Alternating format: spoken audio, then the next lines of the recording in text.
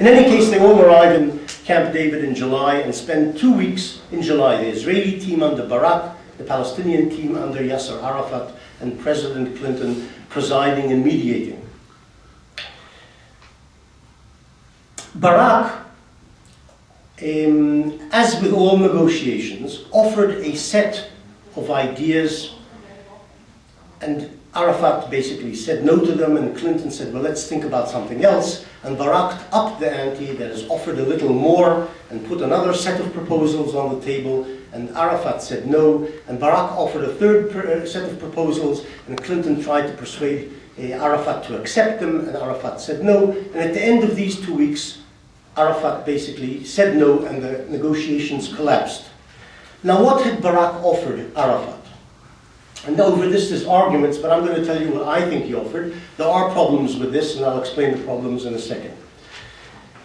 Barak offered at the beginning of the Camp David negotiation all of the Gaza Strip and 80% of the West Bank and some form of Palestinian sovereignty or control over parts of East Jerusalem for Palestinian statehood. In other words, the Gaza Strip, 80% of the West Bank, and a part of Jerusalem. We'll go into it later what exactly we mean. He offered this for Palestinian statehood and the evacuation of the Israeli settlements from those 100% in the Gaza Strip, 80% of the West Bank, evacuation of the settlements from these areas, in exchange for peace with the Palestinians. This was at the beginning of the Camp David negotiation. We're talking about 80% of the West Bank. Gradually, as they progressed, and as more and more concessions were demanded by the Palestinian side, some of which were supported by the Americans, Barak reached, by the end of Camp David, a slightly better formula in terms of the Palestinians, which said the Palestinians would get 100% of the Gaza Strip, 91% of the West Bank, and parts of East Jerusalem with other parts of, under Palestinian sovereignty, with other parts of East Jerusalem in which the Palestinians would have functional autonomy or functional control without real sovereignty.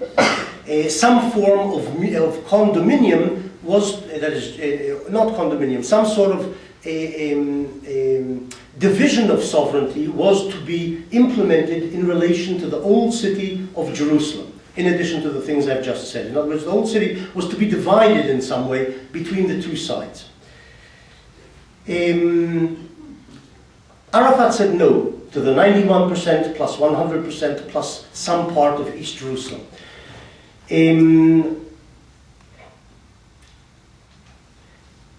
One of the Israeli criticisms and international criticisms of Arafat was that each time Arafat said no, he didn't put on the table an alternative proposal with, if you like, maps or borders. That is, the Israelis say 91%, what do you say? He didn't say, okay, let's make it 96%, or let's make it 97%. He didn't say, he just kept saying 100% and nothing less than that, in relation to the territories.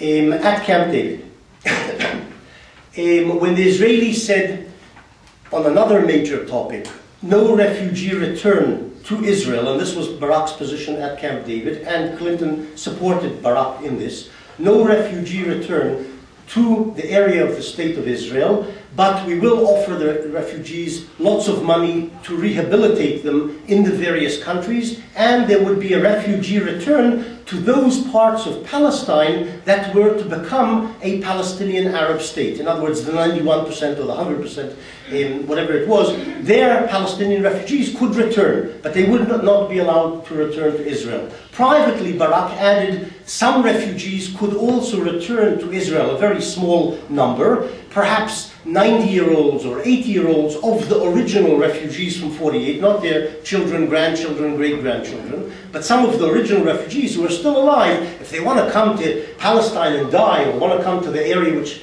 had become Israel and die there, that was the idea basically.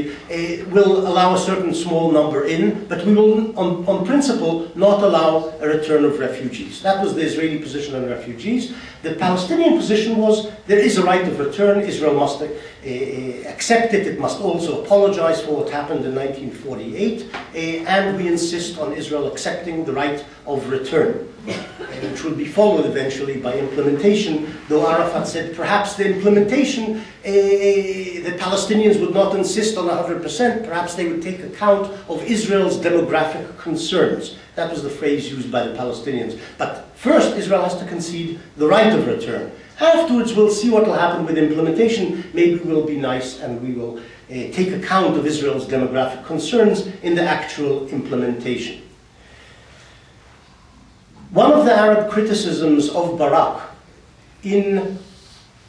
regarding the Camp David negotiations, to which there is some substance, is that Barak never put maps on the table. In other words, he said, we'll give you 80% of the West Bank, we'll give you 85% of the West Bank, we'll give you 91%, as they said at the end. And they defined what areas might not be returned, part of the Jordan Valley, the area around Ariel, and so on. But Barak never actually put maps on the table.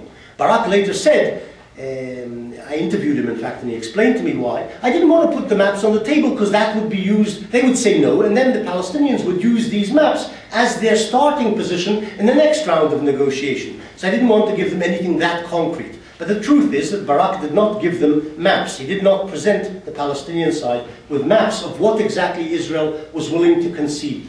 And the Palestinians later were able to say, and this is untrue, but they were able to say it, that what Barak had offered them at Camp David, the 91%, wasn't really a Palestinian state. It was a cantonized, that's the phrase used, a cantonized Palestinian polity of some sort, which would be broken up by strips of Israeli territory. In other words, the West Bank would be broken into 2 or 3 strips. I think they said 3 strips. And there's the Gaza Strip on the coast itself. So that's a Palestinian state made up of 4 separate chunks, separated, all of them separated by Israeli territory, which does not represent a real state. That's what Arafat said Barak had offered him at the end of Camp David.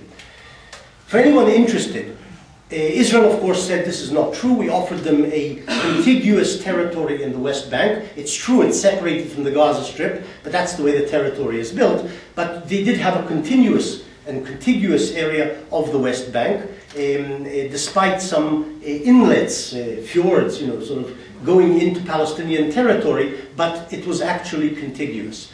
For anyone interested in resolving the dispute, were they offered a cantonized state or a real state with a contiguous area, one should look at Dennis Ross's memoirs of his years as the special American representative in the Middle East. Dennis Ross published them a few years ago, and at the beginning of the book there are a number of maps. One of them says, this is what the Palestinians said Barak offered them at Camp David, and another map says, this is what was really offered the Palestinians at Camp David. And you can see one of them is the Palestinian chart of a cantonized state, and the other is, of course, a real map of what 91% represented according to the Barak offer. And it wasn't a cantonized state, it was a contiguous West Bank with some form of connection to the Gaza Strip, a tunnel, a bridge, that was to be negotiated.